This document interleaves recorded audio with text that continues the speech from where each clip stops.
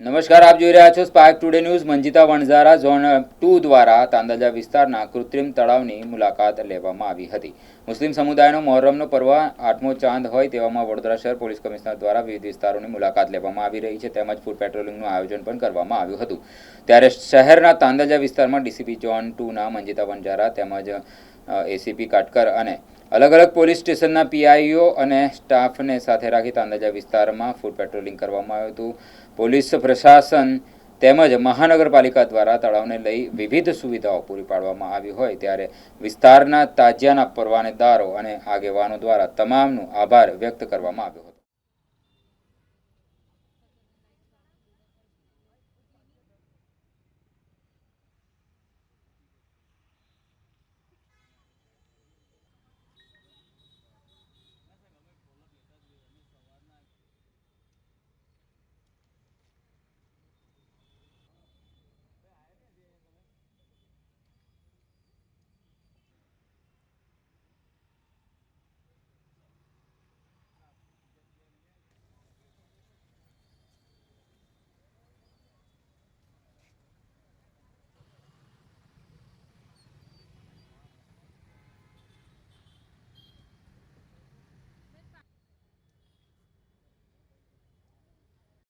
આગામી જે મોહરમ છે એના તાજિયા પ્રોસેશન નીકળનાર છે અને 2 દિવસમાં કતલની રાત અને ત્યારબાદ તાજિયા પ્રોસેશન અને તેનું વિસર્જન એ સમગ્ર 2 દિવસનો અહીંયા બંદોબસ્ત છે.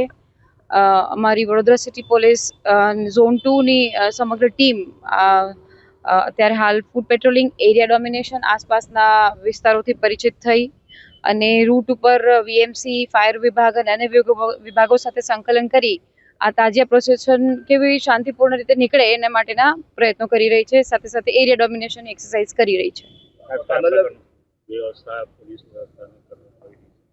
અત્યારે હાલ અહીંયા કૃત્રિમ લેક બનાવવામાં આવ્યો છે.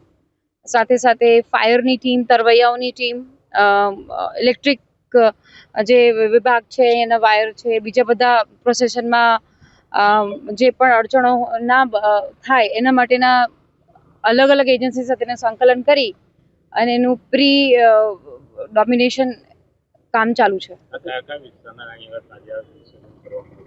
તાંદલજા વિસ્તારના જેટલા પણ તાજિયા વિસર્જન થવાના છે એ આ સરોવરમાં થવાના છે. આજ રોજ DCP zone 2 Manjitaben Vanzara, ACP Katkar સાહેબ, જેપી પોલીસ સ્ટેશનના બારિયા સાહેબ, સમગ્ર ટીમ દ્વારા રૂટ પર ચેકિંગ કરવામાં આવ્યું અને કૃત્રિમ તળાવ વિશે તમામ પરવાનેદારોને માહિતી આપવામાં આવી કે આ તહેવાર ભાઈચારાથી મનાવવામાં આવે અને સાથે સાથે કાયદો અને વ્યવસ્થા જળવાઈ રહે તે માટે સમગ્ર ટીમને સૂચનાઓ આપવામાં આવી. પોલીસ પ્રશાસન તરફથી, ફાયર તરફથી તમામ પરવાનેદારોને સારામાં સારી સુવિધાઓ આપવામાં આવી છે. જે કહેવામાં આવ્યું છે એ તરત જ પ્રશાસન દ્વારા કરવામાં આવ્યું છે. આરીફભાઈ શેખ, તાજિયા કમિટી આગેવાન, સાથે અમારા અશરફભાઈ ઘાંચી અને સલીમભાઈ મલેક તમામ અહીં ઉપસ્થિત છે.